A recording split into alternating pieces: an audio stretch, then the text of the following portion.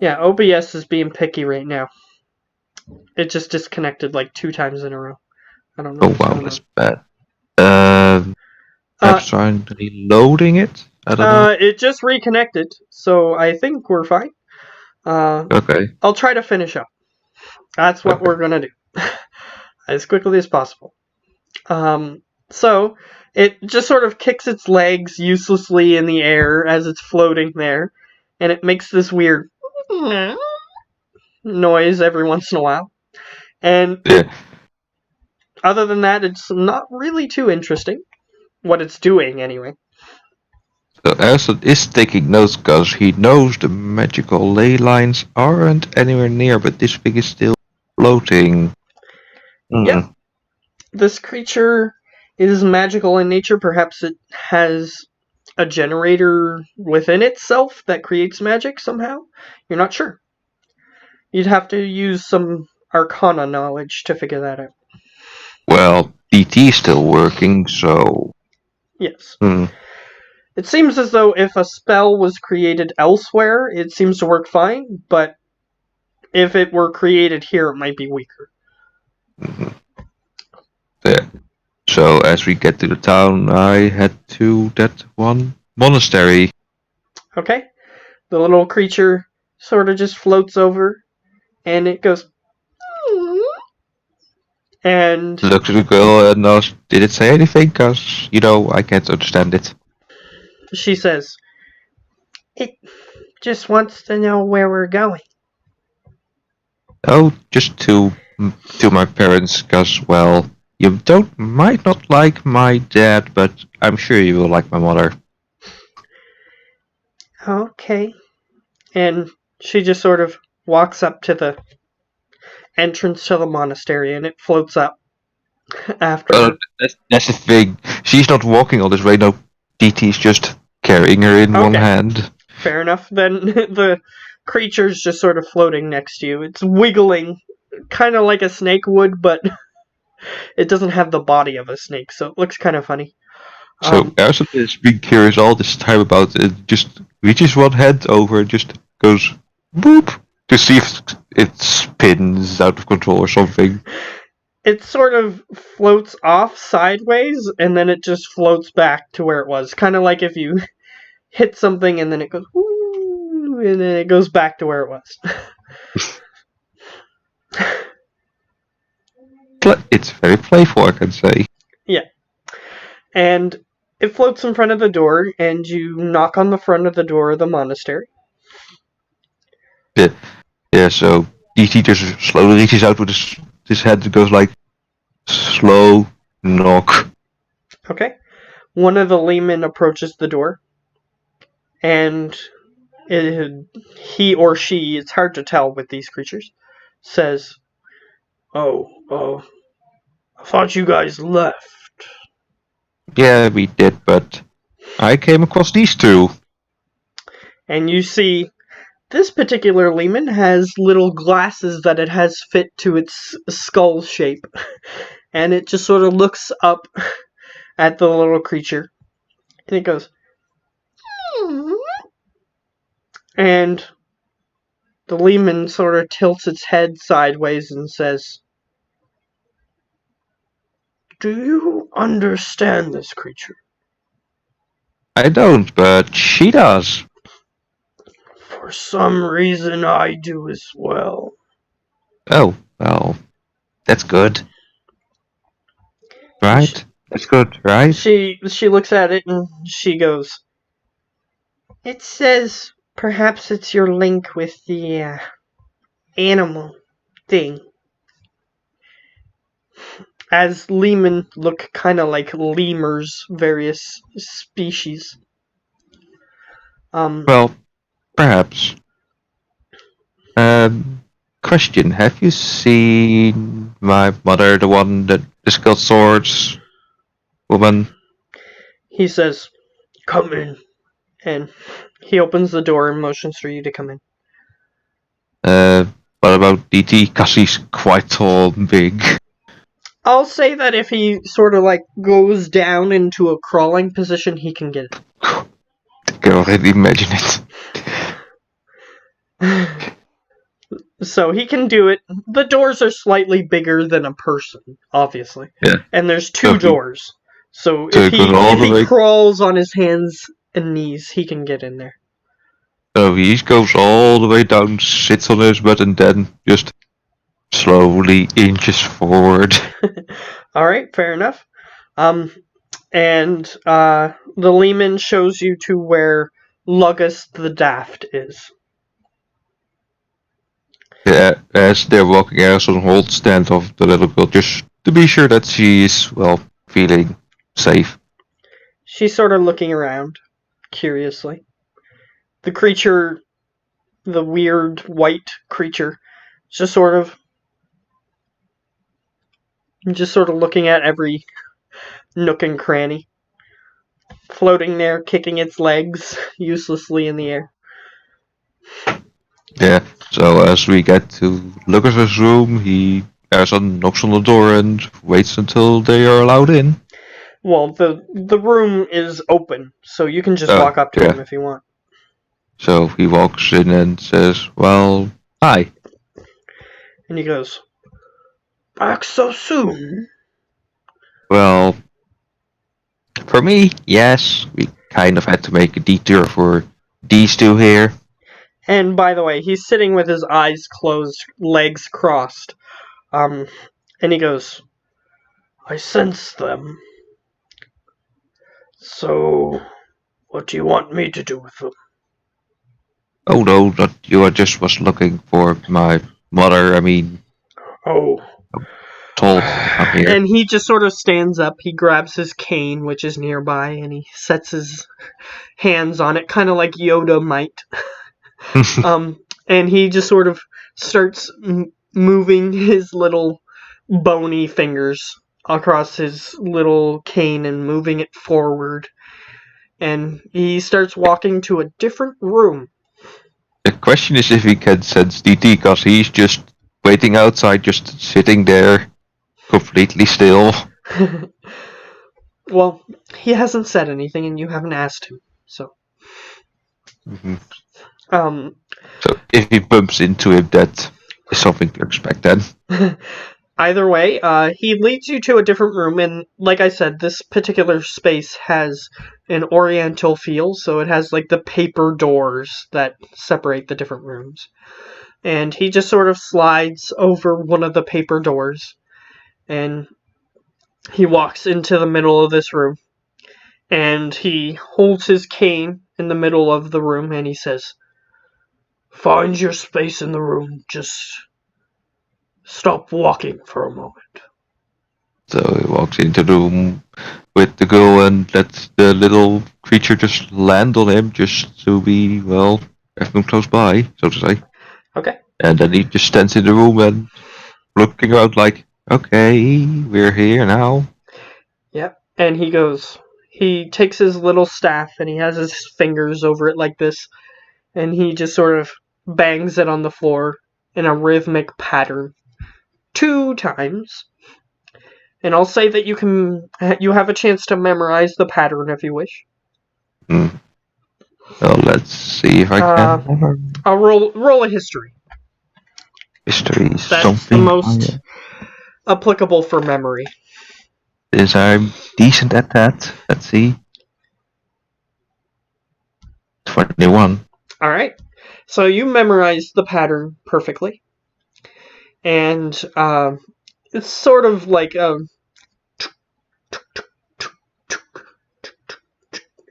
it's sort of like that. And he does it twice. He repeats the pattern twice, and then he stops. He does it an additional 2 times, and then you see part of the floor in the middle of the room lift up, move to the side, and you see one of the civilians from your group sort of stick his head out. And he So says, Anderson just goes like, hi. "Oh, Harosan!" And he motions for you to come down, and he is walking down a staircase that is hidden beneath the floor. Yeah, I don't think DT will fit, will he? No, he definitely will not fit in this room. Yeah, so Anderson says, just wait here, DT. Okay. So Yes. Is it a staircase or a ladder we're it's a talking about? literal staircase. Okay, yeah. So Harrison takes the lead with the two of them. All right, you walk down the staircase, and you can put in somewhere on your sheet that you memorize that little thing, so that way you, if you want to do this later, you can. And you reach the bottom of the staircase, and there is a large open room underneath here. However, it is lit by little paper lanterns with little magical balls of light inside of them. It's very stylistic, very oriental, which is a culture that is pretty much thought to be dead in this world, the oriental culture. There was one that existed long ago, but unless if you roll a high enough history, you don't know much about it. Let's see what I know. Oh boy. I need a new pair of history books. 11. No, unfortunately, you didn't study it very much, but you know that this style existed long, long ago, over 1,000 years ago. Either way, there's still some sorts of tradition that calls back to it that still exists, but it's mostly all the holidays and stuff. All the architecture has been destroyed. You're not sure why or how, but it has. Long, long ago. At least 1,000 years ago. At least. Okay. But your history check doesn't give you the exact number of years because there is an exact number of years. But either way.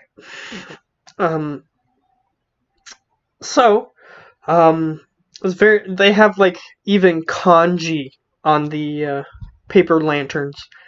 It's a dead language, so you don't understand it just by looking at it. Mm-hmm. And you see that the entire group is just sort of in this room underneath. There's places where they can do pretty much anything that they would need to do, except cook. That is the only thing that they cannot do down here. Because the room would fill up with smoke and it wouldn't be a good thing. So everything else they can do, but they do have a couple of, like, there's a pantry type area and there's barrels of stuff. So you assume that's food. However, Lugus just sort of motions and he says, "This is temporary until we find out if they're actually going to be aggressive towards us because we're hiding them here."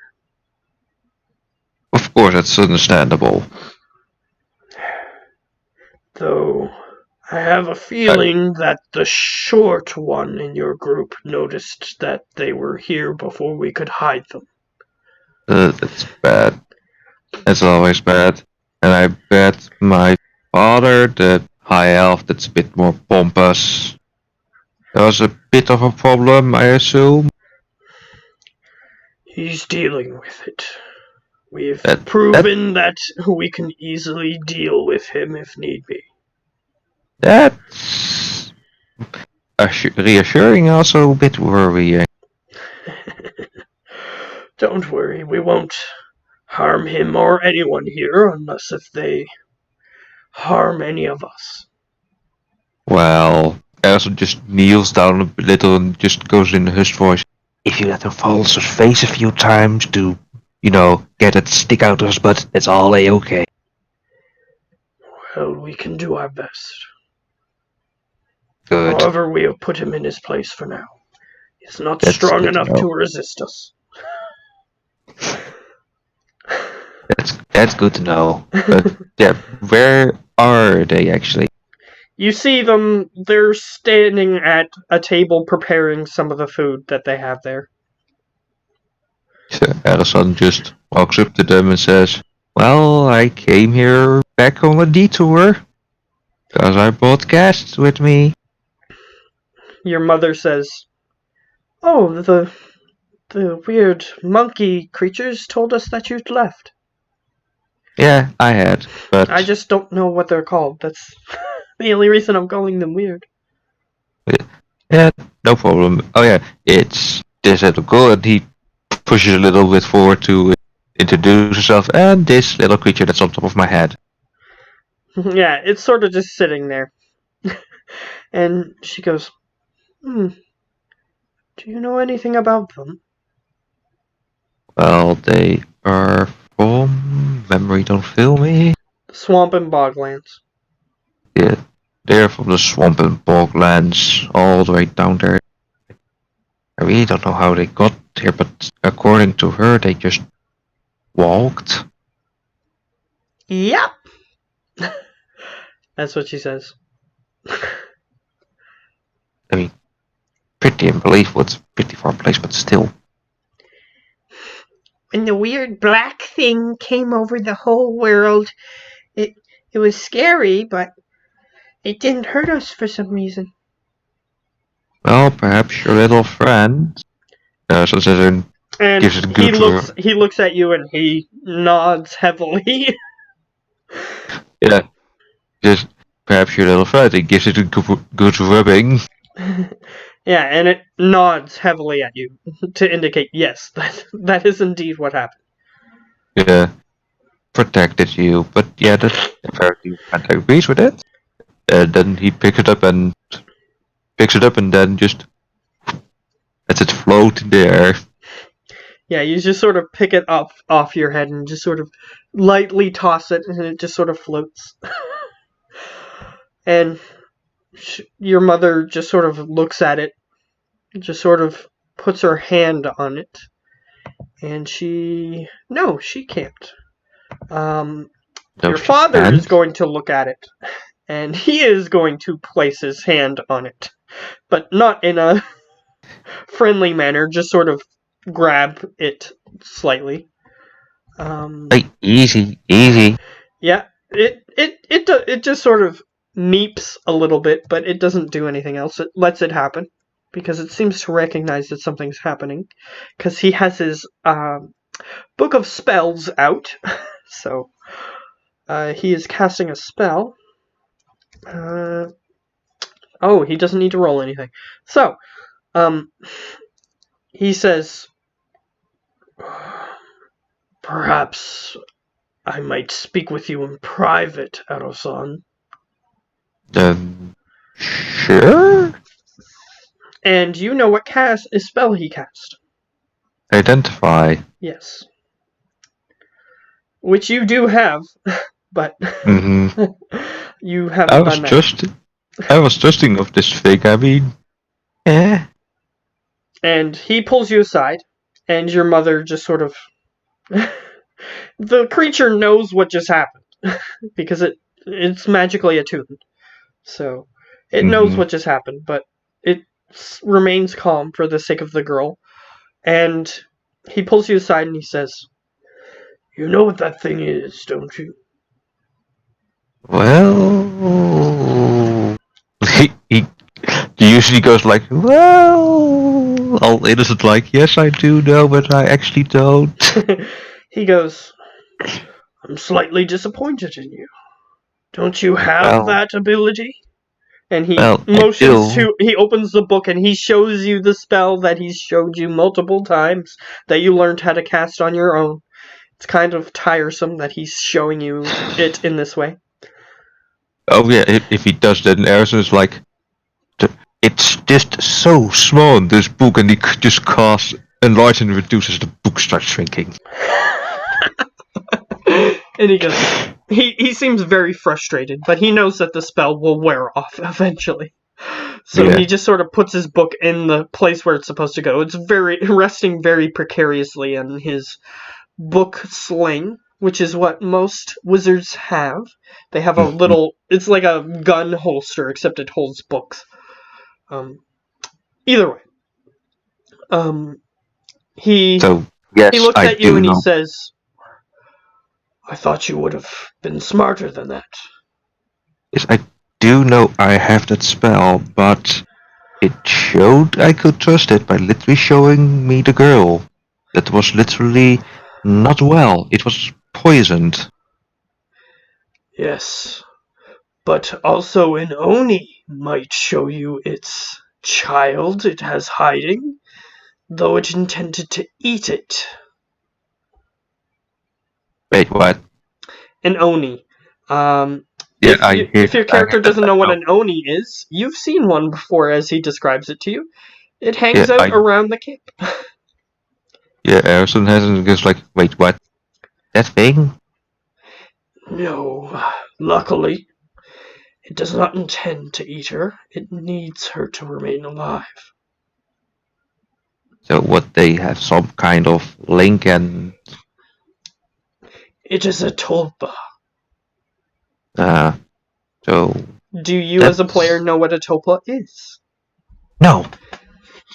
A tulpa is a creature that is manifested through many people believing it's real, even though it isn't.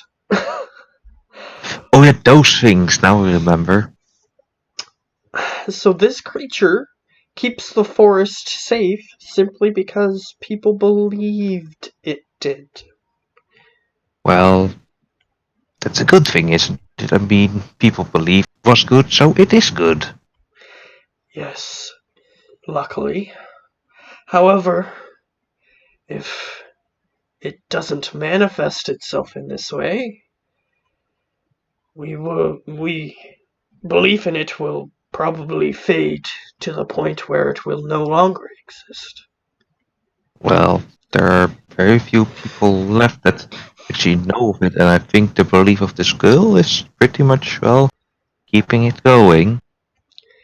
Yes, and just because it is manifesting and it is using any magical powers it uses, unless if we gather a substantial number of people to believe in it, it may vanish.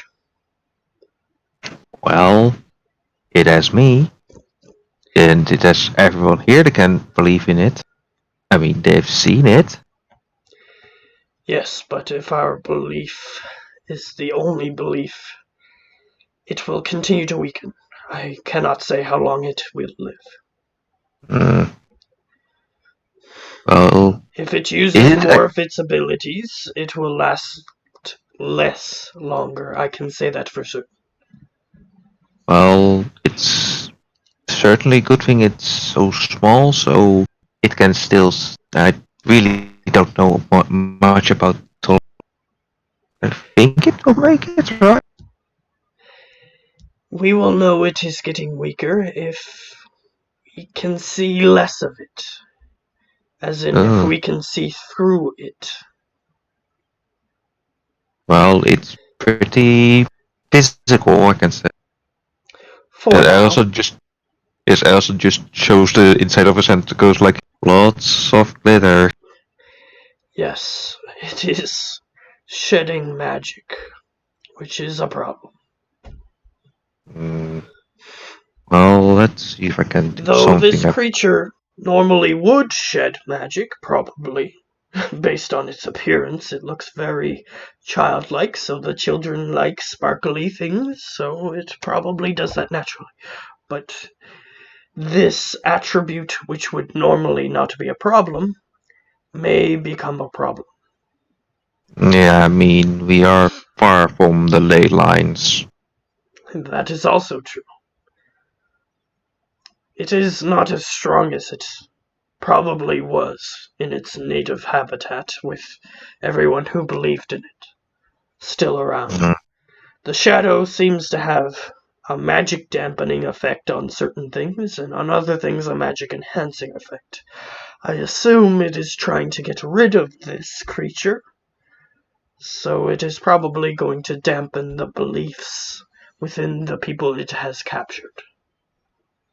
Well, if I'm coming up with stupid ideas again, you know me. I know. Just don't hurt anyone else this time. No, no, no, no, no, no. Uh, You I'm can't just blame really him. You have blown up stuff and hurt people before. yes. So he just puts his head on the seat and goes like, what if? No, that would be stupid. Bring it up. I will be Just the tempering force on your ideas. well, if you say so, just literally showing it around. That could work. Though it is more than just believing it's real. You have to cherish it or fear it, depending on the nature of the tulpa. As As a, I'm sure you're aware, if you're aware of anything about tulpas, they are actually small, much smaller creatures that manifest in such a way, depending on how strong the beliefs are. So, yeah. So someone seeing also, something exists can help, but there has to be a sort of dedication to the belief. yeah, I think it won't be pretty hard as also motions the creature to come over for a moment, It sort of floats over in the air.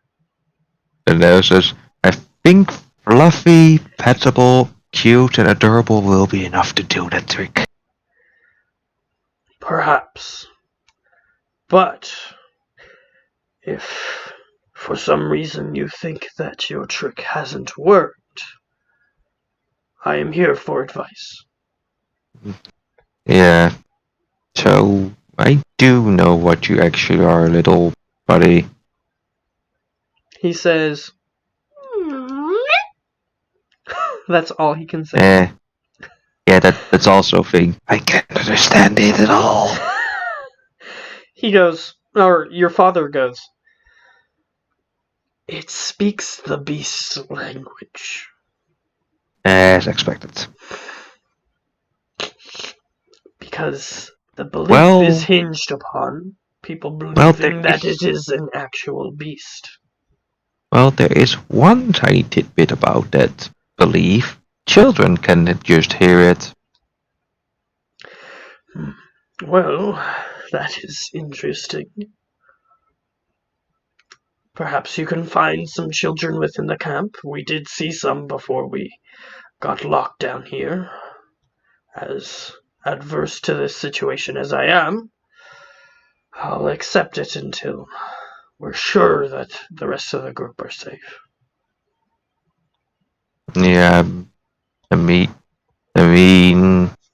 those guys that are quote unquote trying to restart the world are really trying to restart it in a bad way. Well, if I'm sure you're going to tell me that I'm wrong, but if my inclinations are anything, having a tiefling on your starting platform is not a good sign. It depends on the tiefling, of course, but this tiefling, yeah. Well, I'm sure you're well aware of my beliefs about tieflings, but as long as we're in agreement in this instance. Yeah, for this one time. Yeah, he believes all tieflings are evil, like most most people. Many people believe it, but there's some that it's starting to come around in the culture, but there's still it's kind of like white nationalism, if you catch my drift. Uh, I mean, a tiefling is just like a half elf and half orc. I mean, sure, they might be elf or orc, but still, the other half also counts. It does. It helps them temper their anger, but their anger still exists. Very true. But yeah, so if I show it around, let the children interact with it, perhaps a little, perhaps they will believe in it. Perhaps. And he sort of pets the thing, like nonchalantly. He's slightly too hard petting it, but it doesn't mind it. It's sort of like Oh a boy. dog. If it gets pet too hard, it doesn't mind it, but it might move away, sort of thing. Yeah. I also just looking at it like, oh boy, that's gonna be annoying for the day, for the rest of the day. But either way, he says, "This creature could help, which is why I'm telling you." Yeah, just don't look at your hand as Erison just takes it and just starts walking away, He knowing he looks won't at be his hand amused. and you hear a frustrated as he moves. Warned you! Well, technically he touched it before, but he didn't look at his hand, to be fair. um, and he walks over, and you see your mother trying to wash off his hand as you leave the room. Yeah. So before he leaves, he makes sure that the girl understands what's going on. Yeah, she seems fine. And she's Yeah, willing to stay in this under area for now. and why he's taking the small creature with him. Yeah. So the small creature is going with you. I'll say that you can go out and do whatever it is you wish.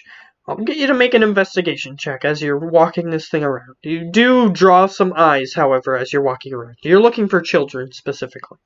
It's what the And it's investigation the check meaning that I'm drawing eyes. is. Yeah, it's part of what you're trying to do. 19. Alright, you look at the first easiest place to find children when they're hungry. The cooking pot. So there are a couple cooking pots that are set up close to each other. And you see that there is one lady with a child at her apron side, or whatever the phrase is. And it's a little girl, approximately, I think, 9 or 12? I don't remember. This is an already established character, but your character might not have interacted with them before. So Erison gets to the area, holds the creature, and then just gives the gentle push to just float around in the room. Alright, it sees the child, and based on the nature of the creature and how it was created and whatnot, it's generally attracted to children. So it sees the child and it gallops over in this senseless air floating gallop towards the kid. Yeah, the body's just galloping around, the legs are just moving all about. Yeah. Whereas it floats at a continuous speed. It doesn't change speed by doing that. It just looks funny. Anyway, it floats over, and it floats around the kid, and the kid is generally attracted to the shiny, sparkly white thing. And the kid walks over to you because the kid noticed that the creature came from you. And she says, "Is this your pet?"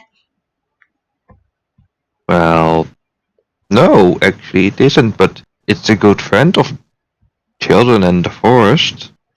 And she goes, "Does it bite?" Well, it doesn't bite, but it does leave lots of glitter as he opens his hand, just glitter bomb. Yeah, you, it may become a permanent fixture to your armor. Oh no, Erison will be washing that off.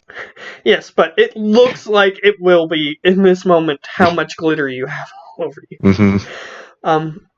And as your father told you, it is magic, so you may want to harvest it to see if you can do something with it later. But that's up to you. Yes, Erison is like a glitter bomb as he holds out his hand, just moves his hand about. Alright, and she goes, "Oh, that sounds silly." And she tries to grab it, and it sort of playfully floats away, and she starts chasing it.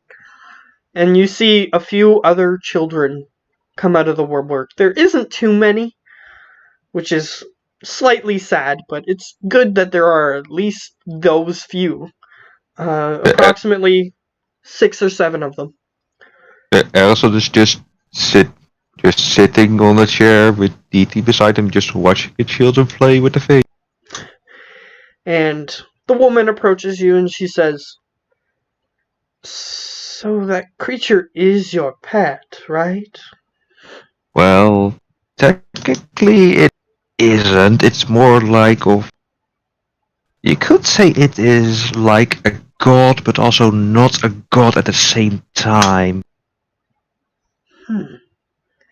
You found this on your journey? Yes, I did. She looks over at it. It seems playful. And she goes, "A god, you say?" Well, it's not a god. It more works on belief. If you believe this creature to be pure good and guardian of the forest and guardian of children, that creature will be exactly that. But if but it needs more than just one person. If like a whole village believes it's that it will come into existence and well, you have a forest guardian that takes care of the children and brings them back to the town. Hmm. In this case, this is the only town that's actually being able to house people, so to say, and keep them safe.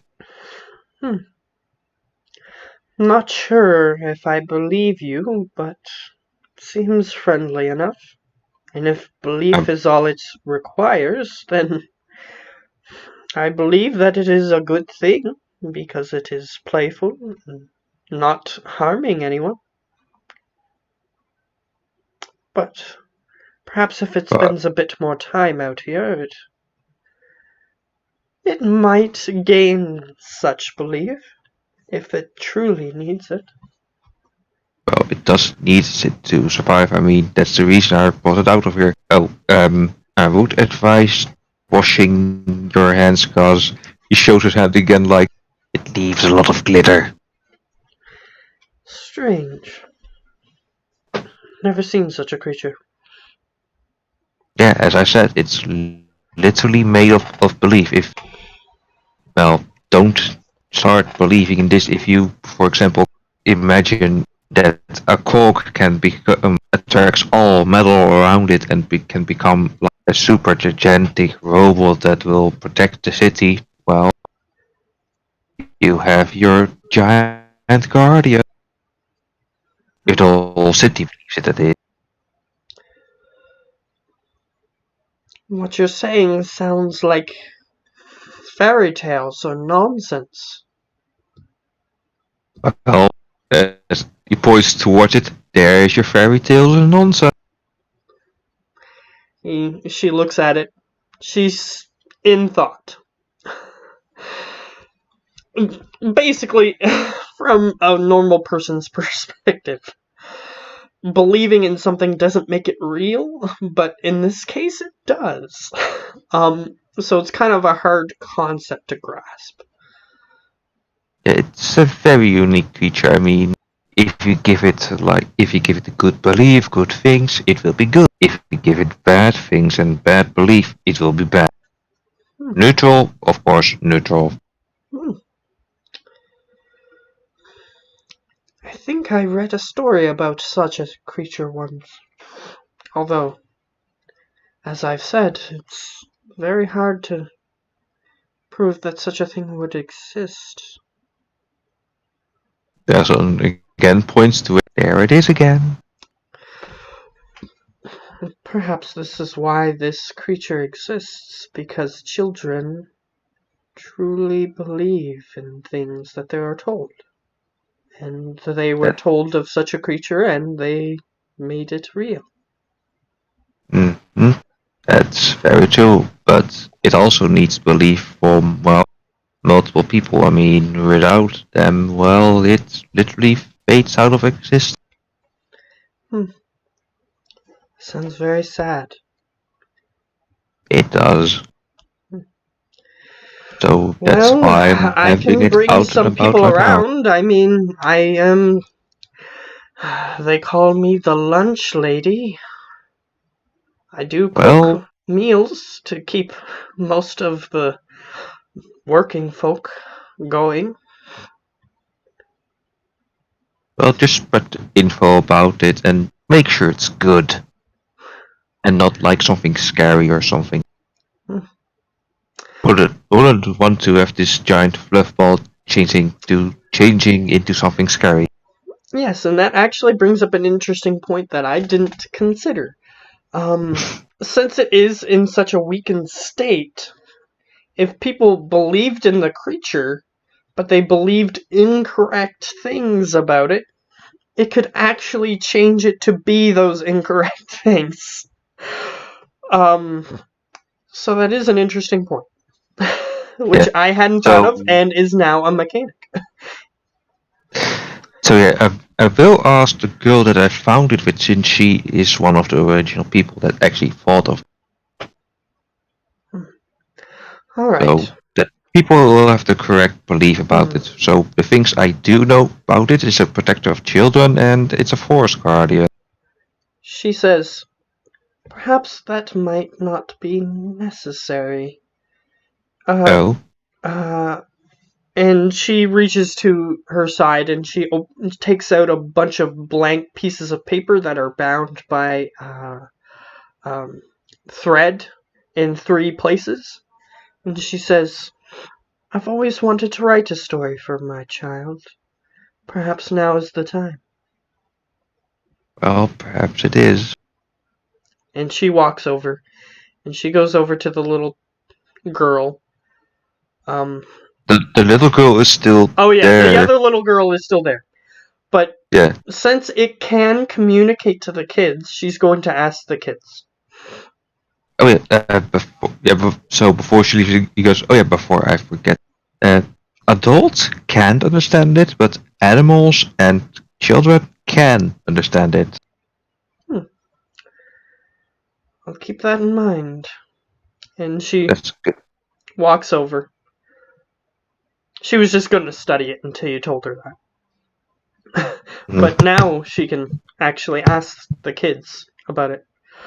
Um, so she'll write a book, but that'll take some time, obviously. Yeah. And she's going to spread the word around the camp about it. So So the work that's a is going to good be thing. done for you if you wanted to try to return to the rest of the group. Yeah. So before returning, he's Arizon's gonna give DT another upgrade. Okay, I'll give you enough time to do one potential upgrade. So I did armor last time.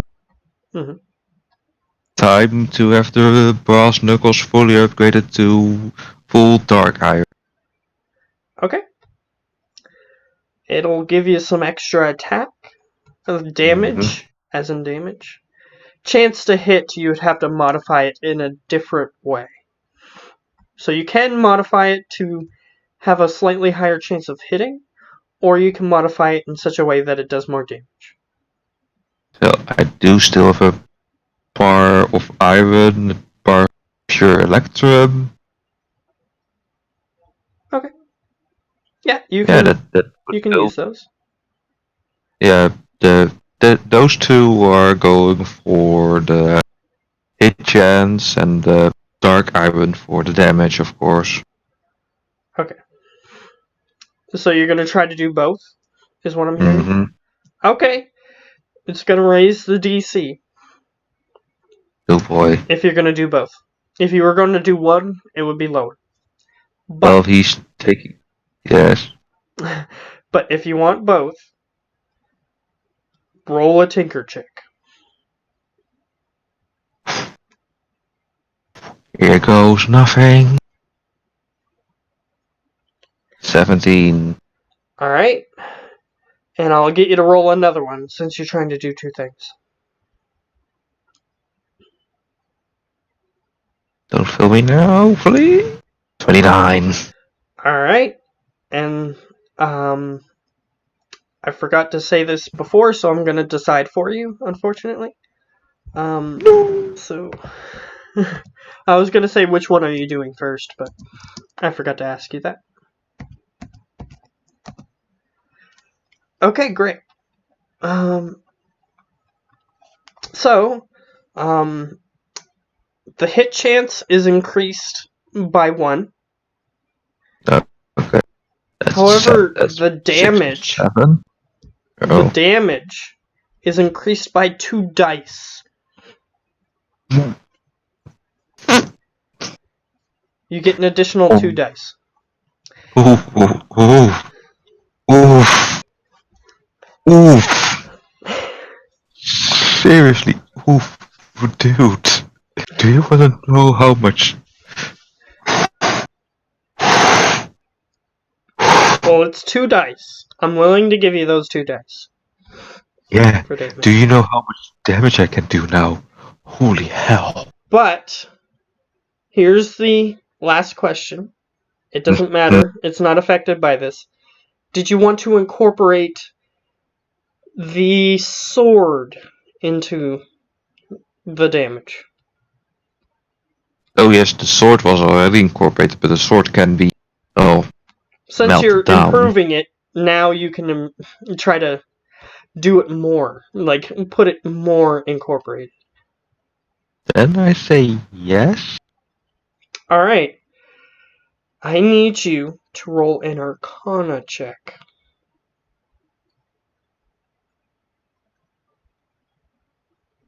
10. Oof. Suddenly, you're not. You might like this, you might not. Suddenly, DT starts appearing to malfunction, Yeah, better. and you see sparks flying off of him and whatnot, and he sort of falls in such a way that it's as if he just turned off suddenly, and he falls on the ground. Uh, Beggar. Might have short circuited him once again. You examine him to see what might have went wrong. His outer plating starts turning purple. Who He is turning is. purple. Yeah. So Arizon's like, oh. You can try to intervene and stop this. So Arizon's gonna be like, hey. If I'm too hasty, I might damage it. If I'm too slow, it might be permanent. I need to know what's going on. So make another Arcana check. I'm gonna cast Identify with it, expanding a spell slot, Okay, meaning that I you can can do do that. it quick You can do that.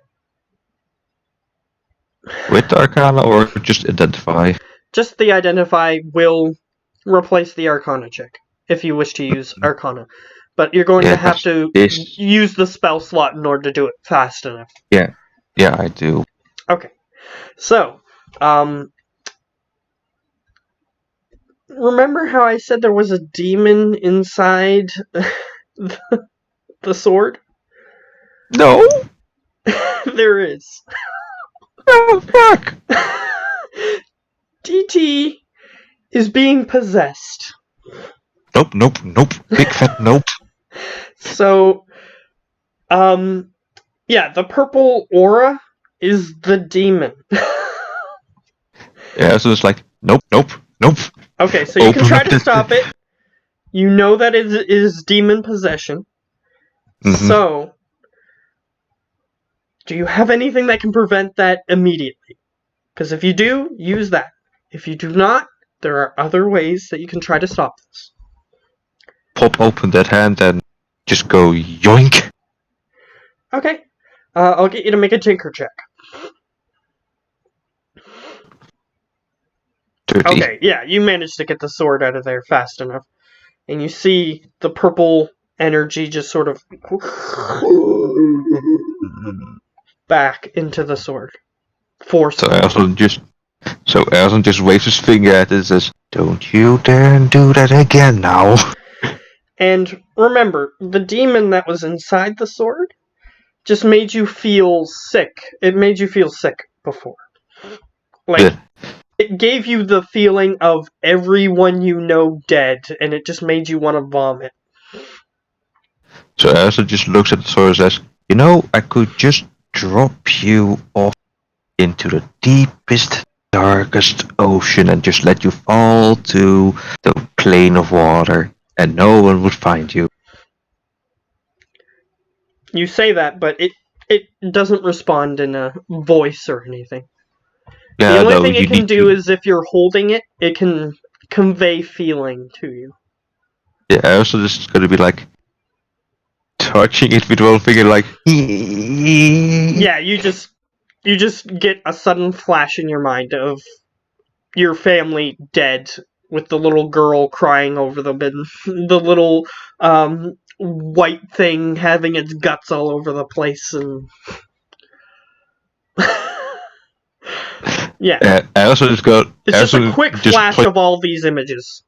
Yeah, Elsa just leads his finger on it, go and be like, you know, you do you have any other things that just being edgy? It flashes into your mind and suddenly you're in a first person's perspective of yourself and you are the one doing the killing.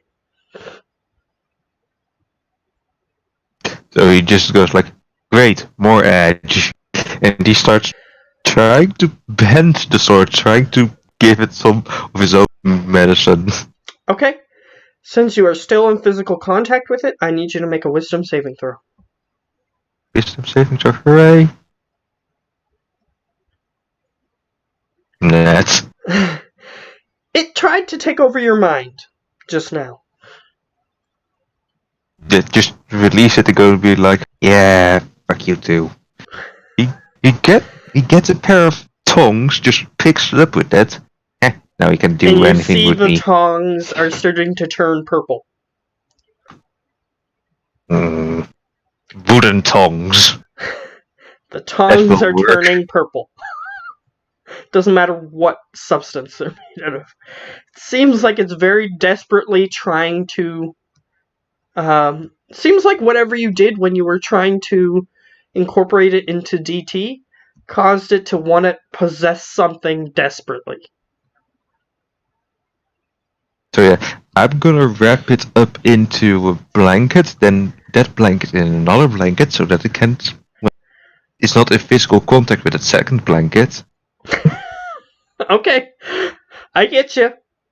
You see purple begin to seep onto the first blanket, and then purple seep onto the second blanket like a liquid is covering the blade and it's just soaking into the blanket. Yeah, this is not good. You're not sure what you So, did because you were just putting it in into the proper position. But so apparently the Elson, blade didn't like what you did. yeah, so Elson looks around for because he's at the smithy right now, correct? Yeah, I'll say that you're at a smithy.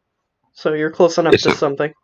so Elson looks around for his dwarven competition buddy. Alright, he's close by. He waves to him. I need a little help over here. He he seems like he's in the middle of something and he's telling you like just a minute as I finish this thing. Like he's got his finger up.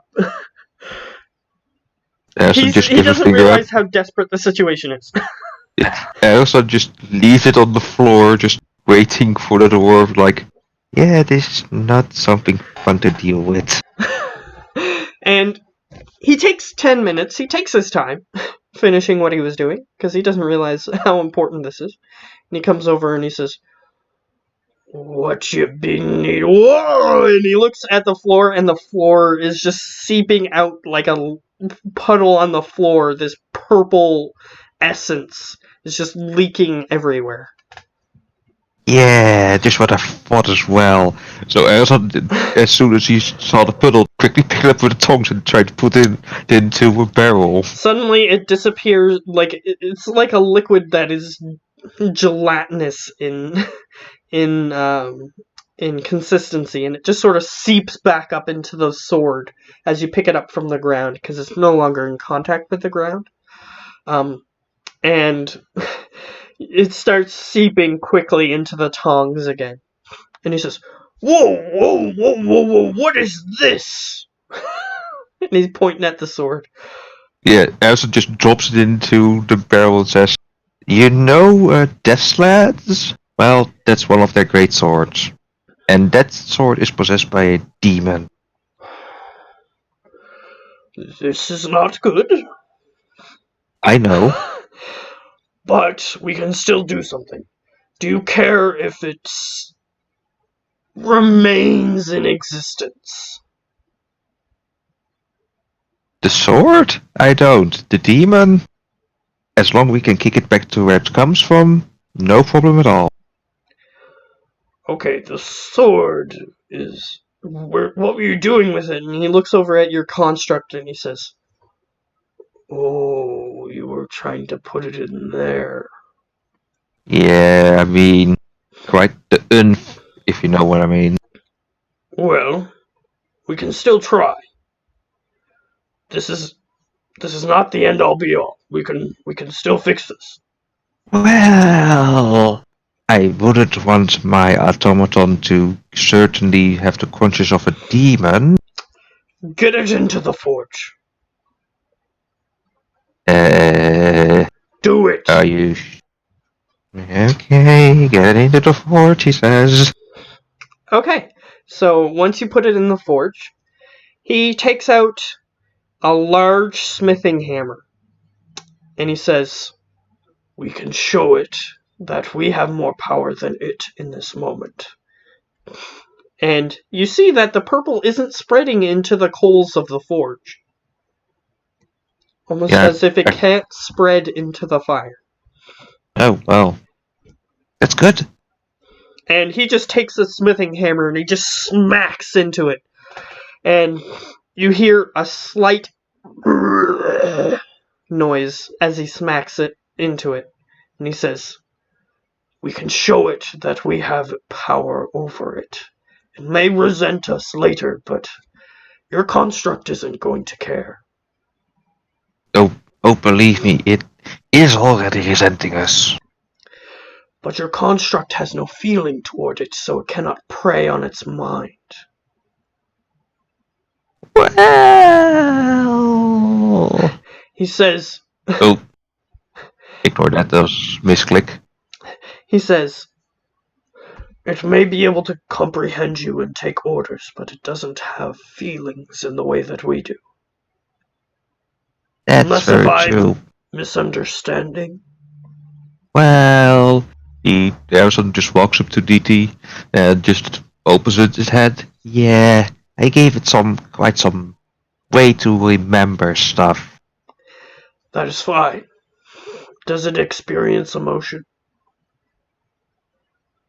Well, I saw it care about my parents and the people he was with, just literally offering itself up as a shield to them.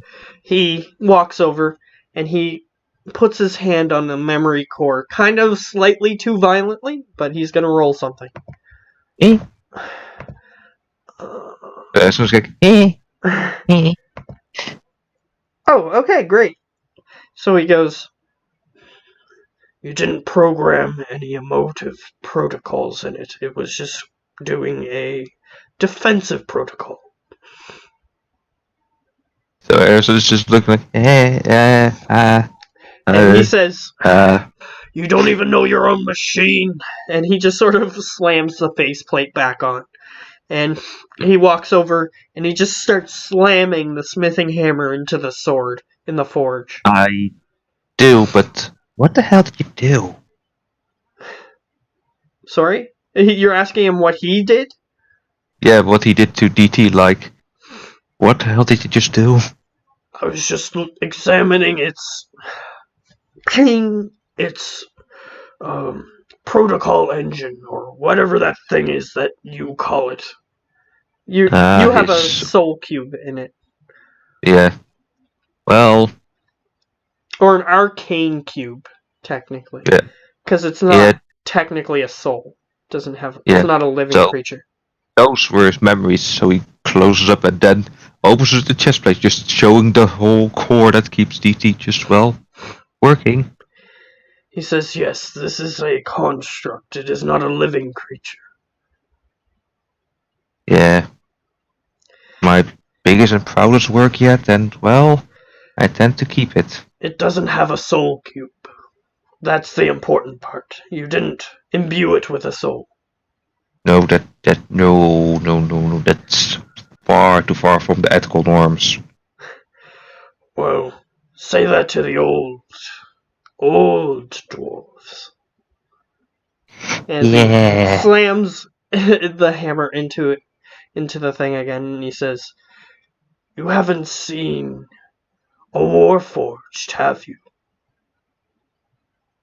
I heard of them, I've read about them, and Warforged, well, they had synthetic souls, if I remember correctly. In this world, they actually have soul cubes, which means that they have bound human, dwarven, other.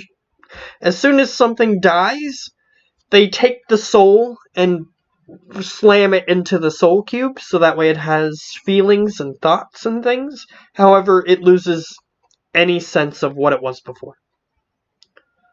Okay. Yeah, I read about them. Not the nicest thing to be after you die. They volunteered. At least the Well, ones that the dwarves made. that's something else indeed. Oh yeah, not to worry you any much. What was that high elf's name that was evil up to 11? Oh, me as in DM, or are you asking the dwarf? No, you the DM, of course. Montagor, I think. I'll double check. It's on the map. He has a tower that is marked on the map. Mm-hmm. I know about that one. It's Ivran. Sorry. Not Montagor. Montagor is a different character in this Let's world. see where. It's Ivran. You know about Ivran? Great Grand Tower, right? He goes, and he slams the hammer into the sword again.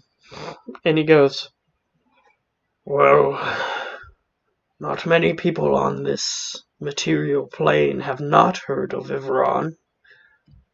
Yeah. His castle is, his tower is freaky, to say the least. Are you saying that he's built Warforged unethically? Well, if he did, then I think he would do something bigger. But beside that, he was dead, but he's back. Well, hooray and then not hooray. Yeah. He was on the most wanted lists of most races, places on Earth, or on the material plane. He didn't say Earth. Yeah. Because Earth isn't Yeah. a thing. Yeah, I would believe that after, I saw what he uses as a foundation. Believe me, you don't want to know. Then I won't. And he slams the hammer into the sword. And each time he slams the hammer into the sword, it makes this weird noise. So, do you think it has learned its lesson by now, or not yet? Depends. Are you willing to hold the sword and see if it attempts to take you?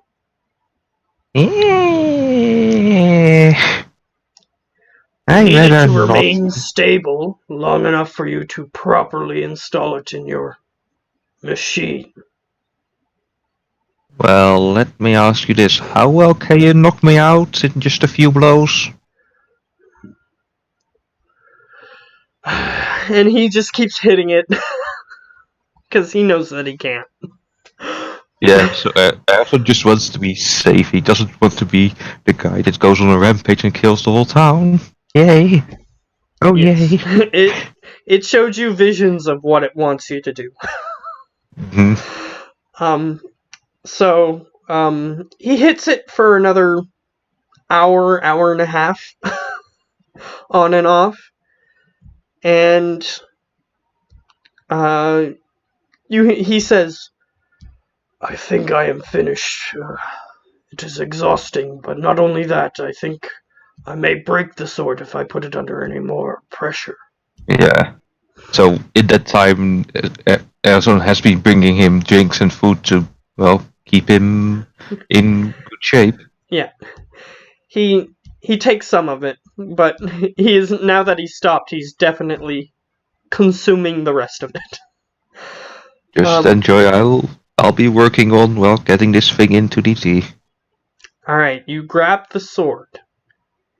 And I need you to not roll anything because it's trying Tired. to repair itself currently. You can tell that there are cracks developing in the enchantment, and the demon doesn't want that. So it is currently repairing itself, which means that it has no energy to attempt to possess you. So you have some time to try to do something, and I'm going to get you to roll an Arcana check again to try and to install it properly. Don't fail me. 22. Alright, you have it installed properly. And that gives you an extra necrotic dice. Oh, nice. Okay, do you want to see how ugly the damage is? Sure. Go ahead.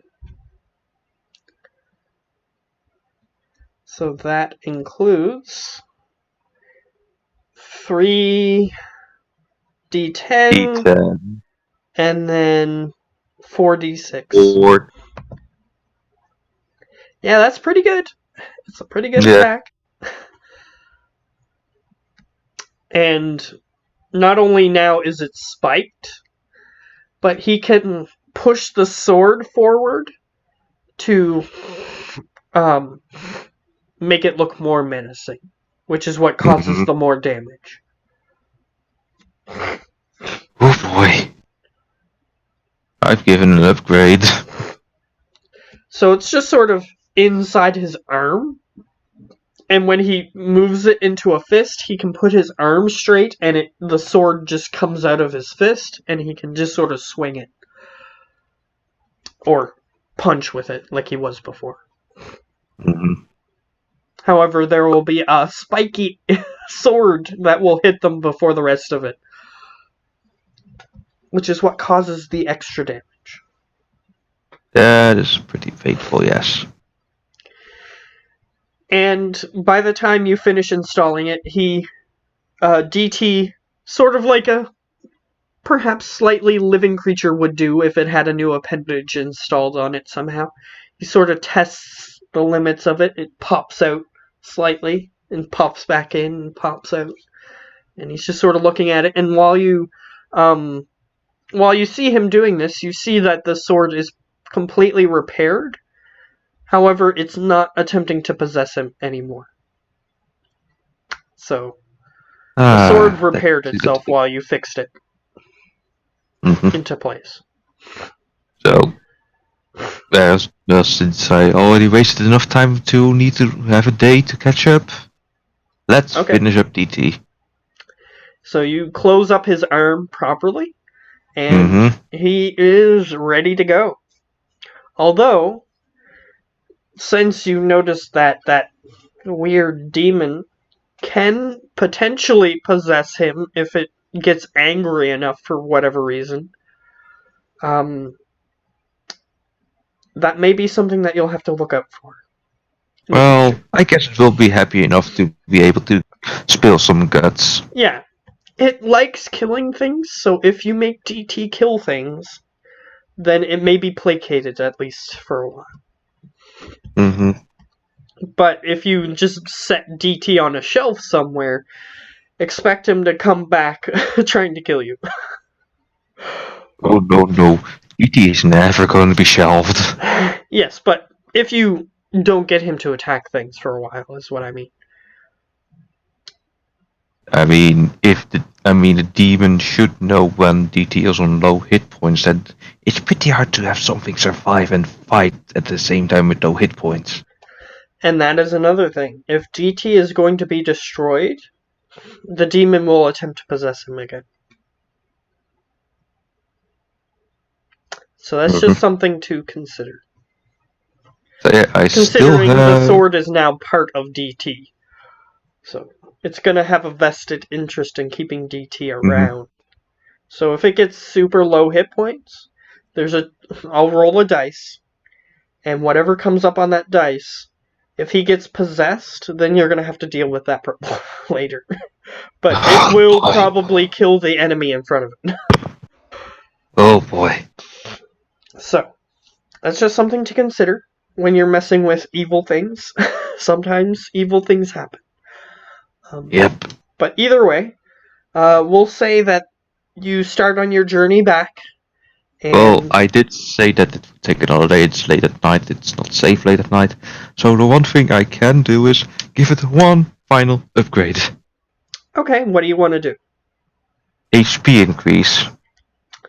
You're going to try to do another one? Yep. Okay. Well, this is the first one of HP increase. Oh yeah, you had AC increase first time. AC, damage, hit damage. Okay, so what are you going to attempt? Because this is hit points, so this is his internal workings. So his internal workings are made of the same components as what the external components were made out of. So stone, wood, that sort of thing.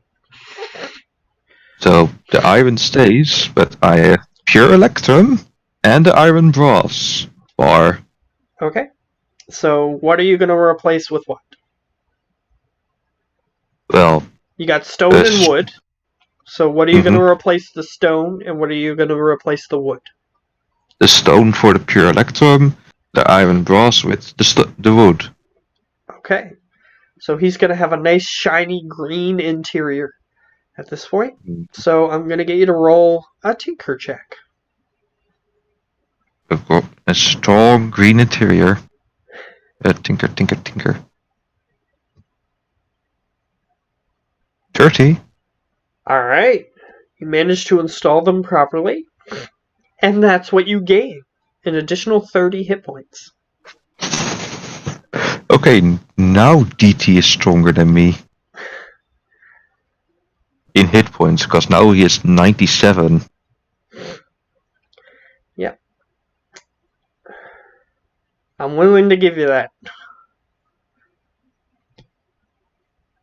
Because that's what I thought when I got you to roll whatever you put on there. So if you would have gotten a natural 1, I would have still given you 11. Or, natural 1 is... Yeah. 12. Natural 1 is 12. So you would have still gotten 12. But it would have been substantially less than what you could have gotten. 30 hit points is... It's good. Wowza. It's almost max. It's almost max. So... You managed to install the electrum pieces in the brass metal amalgam that's within him now. That sort of replaced the piping and the gears and the cogs. Some of the gearing and cogging and whatnot. Whereas the electrum insulated some of the parts. So there's some shiny greenness inside of him now. DT is now completely new DT. Yep. He's stronger, faster, and better defended. Yep. The only thing that you haven't improved is his movement speed, I think. I mean, he already has 50. Yeah, I know. So he's good. So you climb onto his back after your morning upgrades, and you sprint into the wilderness on the back of the newly renovated DT. He's shiny, he's more deadly, and he's coming for you. And I'll say that when they reach the shoreline, We're gonna skip to when the ship gets there, probably. So you're gonna be there. Yeah, I mean, I have my keys to my ship. Either way, that is where we're gonna cut the recording.